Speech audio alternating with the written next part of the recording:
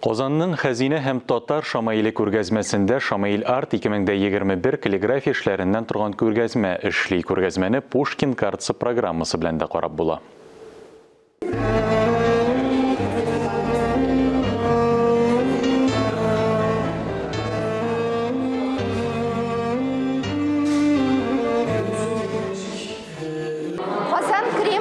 Xəzinə Milli Sənət Qalereyasında Türkiyə rəssamı, kalligraf Levent Qaraduman күргәзмәсе açıldı. Күргәзмә Шамаил Арт проекты кысаларында уза. Шамаил Арт гарәп каллиграфиясе һәм ислам сәнгате темасына караган рәссамнар иҗатын берләштергән күргәзмә. Бу чара гарәп каллиграфиясе һәм ислам сәнгате темасына мөрәҗәгать итүче рәссамнарны берләштерә. Казань является хранителем Казанской школы изобразительного искусства. Күргәзмәдә Татарстан, Башкортстан, Петербург, Мәскәү рәссамнары һәм каллиграфлары катнаша. 2021 елгы фестиваль Татарстан Республикасында игълан ителгән Туган телләр һәм халыклар бердәмлеге елы, шулай ук Габдулла Тукайның 135 еллыгы белән бәйле. Быелгы экспозиция төрек остасы Левент Карадуманның каллиграфик эшләре белән үзенчәлекле. Левент бәй бүгенге көндә Төркия ислам сәнгате өлкәсендә танылган эксперт һәм Төркиядә борынгы кулъязмаларны торгызучыларның берсе. Күргәзмәнең концепциясе 5 төс, 5 сүз, 5 hikayəyə nigezlənib kuruldu. Çok güzel genç bir nesil var ve çok aktifler. Мен үзем Татарстанны бик ошаттым. Монда яшь, актив нәсел яшьләр эшли, иҗат итәләр һәм аларның иҗат итүләрендә бик ошаттым. Менә мин киләчәктә аларның ислам сәнгате юнәлешендә дә тагын да үсеш алып итүләрен теләр идем. Һәм үзем дә бу юнәлештә ничектер аларга юл күрсәтү ягыннан ярдәм итәргә әзер.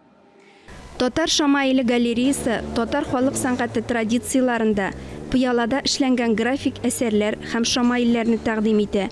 Татар халкы мәдәниятенә зур өлеш керткән күренекле эшлеклеләрнең темасы Нәҗип Нәккашның Шамаилләр сериясендә күрергә мөмкин. Татарстандагы һәм татарлар яши торган башка шәһәрләрдәге каллиграфларның уртак бер күргәзмәсе. Ул Шамаил Арт туган тел дип атала. Беренче тапкыр шушындай зур итеп оештырылган күргәзмә бу. Безнең өлгереп җиткәнебезне күрсәтә. Тамашачылар Роза Хужина, Гөлназ Исмәгыйлова, Әлфия Исхакова, Айрат Хисматуллин, Айзат Минхаҗев эшләрендә карый.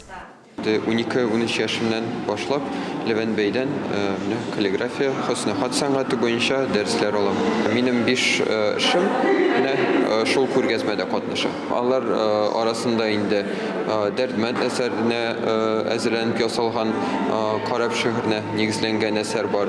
Шуннан соң Габдулла Тукайның Туган тел шигыренә нигезләнгән әсәр бар. Күргәзмә кысаларында теләүчеләр пыялада рәсем сәнгате, хәзерге сәнгатьтә каллиграфияның юнәлешләре турында лекция һәм мастер-класслар да алалар. Безнең татар милләтенә хас булган шушы матур гарәп язулары бик ерактан килә. Әгәр дә безнең башкалабыз Казанда революция кадәр 14 мәдрәсә булган икән, аларның 1-2 кыз балалар өчен, калганнары ир балалар өчен була бит инде. Аларның барысында да беренче сыйныфтан башлап матур язу, гарәп язу үрнәкләре укытыла. Һәм менә шушы шаңарга кайтаваз булып, инде бүген яңартылган Бакый абый Урманчы тарафыннан яңартылган хаттат эшләре, менә шушы Шамаил сәнгате әйтергә кирәк, бик зур мәйданга җәелде.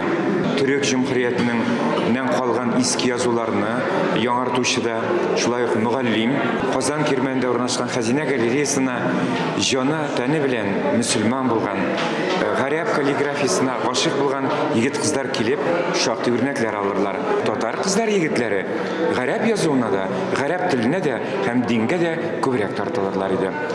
Шамаил Арт 2021 күргәзмәсе 17 октябрьгә кадәр эшли.